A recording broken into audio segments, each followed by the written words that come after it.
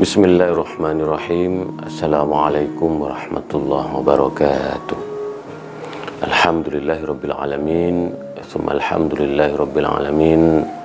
Assalatu wassalamu ala asyrafil anbiya'i wal mursalin sayyidina wa habibina wa syafi'ina wa maulana Muhammadin wa ala alihi thayyibin wa sahbihi al-muntajabin wa tabi'ina lahum bi ihsanin ila yaumiddin. Sahabat Islam Ramah, kita akan lanjutkan ngaji akhlak Rasulullah Sallallahu Alaihi Wasallam. Kita sebagai umat Rasulullah Sallallahu Alaihi Wasallam mempunyai tugas dan tanggung jawab yang tidak mudah untuk terus menebarkan Islam yang ramah, Islam yang moderat, Islam yang toleran, sebagaimana disebutkan di dalam Al-Quran, wa ma arsalnaka illa rahmatan lil alamin, dan sungguhnya aku tidak mengutusmu wahai Muhammad kecuali sebagai rahmat, sebagai kasih sayang bagi alam semesta. Maka tentu sebagai umat Rasulullah Sallallahu Alaihi Wasallam, kita juga mempunyai tanggung jawab untuk menebarkan cinta dan kasih sayang kepada sesama dan semesta alam. Nah, disinilah sahabat Islam Ramah, kita harus terus menggali nilai-nilai, pesan-pesan moral yang disampaikan oleh Rasulullah Sallallahu Alaihi Wasallam, tentu yang juga firmankan oleh Allah Subhanahu wa taala di dalam Al-Qur'anul Karim. Disinilah kemudian akhlakul karimah, akhlak yang mulia, akhlak yang luhur, menjadi sesuatu yang sangat niscaya harus terus kita gali, harus terus kita pahami dan kita jiwai, lalu kita amalkan dan kita sebarluaskan seluas-luasnya kepada orang lain, sehingga kehidupan kita di dalamnya terdapat kebaikan, terdapat kemuliaan, terdapat keberkahan dan kebahagiaan bagi kita sesama. Dan sebagaimana juga disebutkan dalam Al-Quranul Karim, laqad kana lakum fi rasulillahi uswatun hasanah, sungguhnya bagi kalian dalam diri Rasulullah Sallallahu Alaihi Wasallam terdapat uswatun hasanah, keteladanan yang baik. Nah, disinilah kita beruntung sebagai umat Rasulullah untuk terus berpijak, bercermin kepada Rasulullah Sallallahu Alaihi Wasallam. Nah, sahabat Islam Ramah, ngaji akhlak Rasulullah pada episode kali ini yaitu tentang pandai-pandailah mengambil hikmah dalam setiap peristiwa. Karena bagaimanapun di dalam kehidupan ini kita akan menghadapi begitu banyak momen, begitu banyak peristiwa yang kadangkala baik, kadangkala buruk, kadangkala menggembirakan, kadangkala menyedihkan. Dan perjalanan hidup ini adalah perjalanan yang ibarat sebuah pencarian yang kadangkala berliku-liku. Disinilah kemudian kita harus pandai-pandai mengambil hikmah dalam setiap peristiwa. Maka Rasulullah Sallallahu Alaihi Wasallam di dalam hadisnya bersabda, khudul hikmata wala yadurruka min ayyi wi'ain kharajat. Ambil hikmah, karena hikmah itu tidak akan membahayakanmu dari manapun hikmah itu datang. Nah, ini penting sekali, karena bagaimanapun mengambil hikmah, mengambil manfaat, mengambil pelajaran yang berharga, mengambil kearifan, mengambil kebenaran, itu akan menjadikan jiwa kita, pikiran kita, bahkan badan kita lebih enjoy, lebih tenang.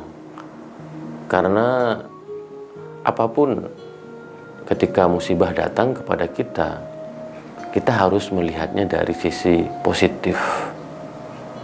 Maka kita diajarkan oleh para ulama, terutama Imam Syafi'i, tentang bagaimana kita melihat sesuatu itu dengan kacamata positif, ainur ridho, yaitu dimana ketika kita melihat sebuah persoalan dengan kacamata positif, maka itu akan menumbuhkan persaudaraan, akan menumbuhkan harapan, akan menumbuhkan kekuatan dalam diri kita. Inna ma'al usri yusra, bahwa setelah kesulitan akan datang kemudahan. Begitu pula ketika kita mendapatkan kemudahan, maka kita jangan sampai berbusung dada, berlebih-lebihan. Kalau kita mendapatkan rezeki yang besar, rezeki yang betul-betul sangat membuat diri kita bergembira, maka jangan berlebih-lebihan. Kita harus cepat-cepat bersyukur.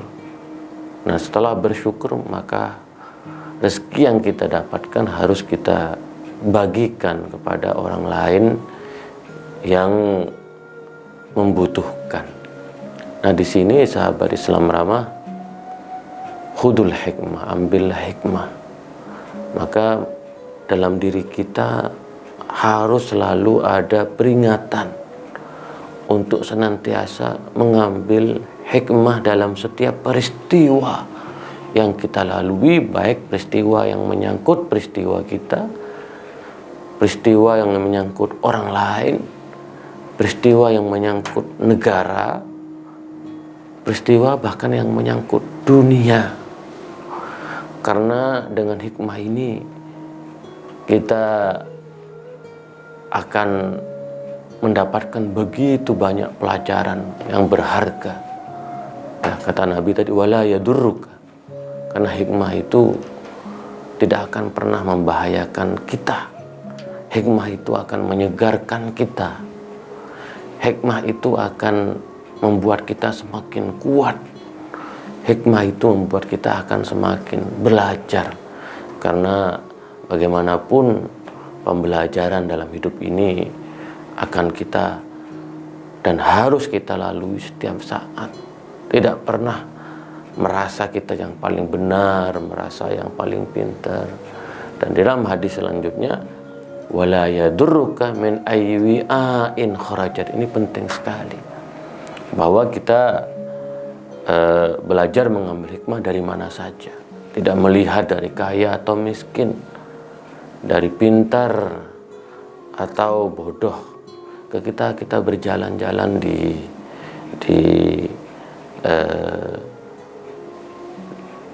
jalan umum, kita akan menemukan begitu banyak pelajaran yang berharga. Wajah-wajah kesedihan, wajah-wajah keceriaan. Kita selalu bisa mengambil pelajaran yang berharga. Kita juga bisa belajar dari orang yang berbeda mazhab dengan kita. Selama ini kita menganggap bahwa mazhab kita mazhab yang paling benar, karena kita begitu sangat eksklusif, lahir besar dan terkungkung di dalam hazanah kemazhaban kita, sehingga kita begitu berlebih-lebihan dalam memahami mazhab kita, atau ekstrim dalam bahasanya, lalu kita mengecilkan mazhab orang lain.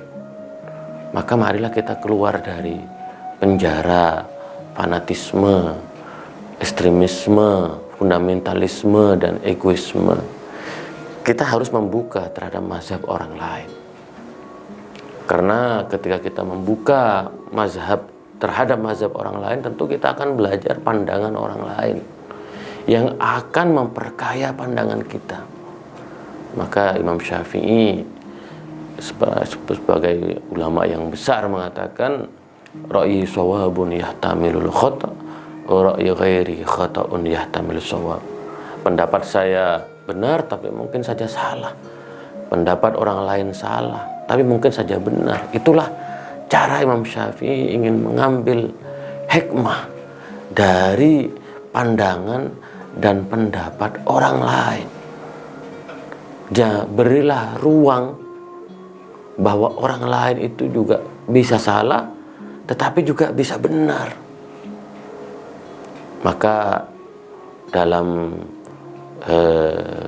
kita bermazhab, contohnya kita harus pandai-pandai mengambil hikmah dari mana saja, dari mazhab semana saja kita belajar. Kita membandingkan antara pandangan yang kita yakini, yang kita pegang, dengan pandangan orang lain. Maka dari itu para ulama-ulama mazhab itu mereka adalah orang-orang yang hakim, orang-orang yang bijaksana, tidak menyalahkan pandangan orang lain dan menganggap pandangan orang lain adalah pandangan yang cukup baik. Itu kemampuan dan kenikmatan, keistimewaan dari kita mengambil hikmah. Begitu pula kita juga bisa mengambil hikmah dari orang yang berbeda agama dengan kita. Karena bagaimanapun setiap agama merupakan satu jalan untuk menemukan kebajikan dan kebenaran. Maka Al-Imam Ali bin Abi Thalib karramallahu wajhah berkata, al-hikmatu dhalatul mu'min anna wajadaha fa huwa ahaqqu biha. Bahwa hikmah itu adalah harta karun orang mukmin yang hilang. Maka kita diminta oleh Imam Ali untuk mencari hikmah di mana saja, termasuk dari orang yang berbeda agama dengan kita. Anna wajadaha fa huwa ahaqqu biha. Dimanapun hikmah itu ada, kita berhak untuk memiliki hikmah itu. Kita diperintahkan untuk mengambil hikmah sebanyak-banyaknya dari orang yang berbeda agama. Al-Imam Ibnu Rushd mengatakan, kalau hikmah itu ada pada orang yang berbeda dengan agama dengan kita, maka ambillah. Tetapi jika ada kesalahan pada orang yang berbeda agama dengan kita, maafkanlah.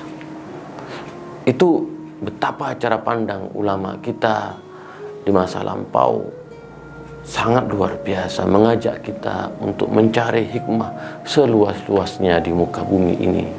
Dan pada akhirnya kata Rasulullah, khasyatullah ra'su kulli hikmatin, bahwa takut kepada Allah adalah puncak dari segala hikmah.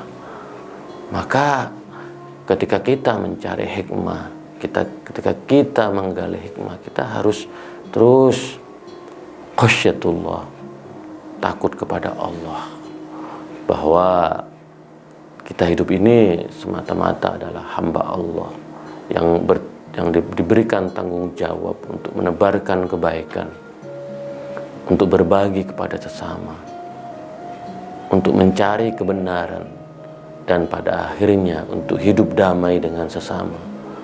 Maka setelah kita mendapatkan hikmah sebanyak-banyaknya, jangan lupa agar kita terus berdoa kepada Allah, zikrullah, mengingat kepada Allah. Kalau kita mengingat kepada Allah dan hikmah yang kita miliki melimpah ruah, maka disitulah kemudian kita akan hidup dengan penuh kenikmatan, kebahagiaan, dan kedamaian. Dan tentu di antara kita tidak akan ada lagi kesombongan, tidak akan ada lagi kebencian, tidak ada lagi perseteruan di antara sesama. Jadi sahabat Islam ramah, betapa indahnya jiwa-jiwa kita kalau kita mempunyai banyak hikmah sebanyak mungkin, dan kita akan hidup dengan lebih baik. Itulah kira-kira ngaji akhlak Rasulullah Sallallahu Alaihi Wasallam. Kita akan lanjutkan pada esok hari, kurang lebihnya mohon maaf. Wa ma taufiqi illa billah, alaihi tawakkaltu wa ilaihi unib.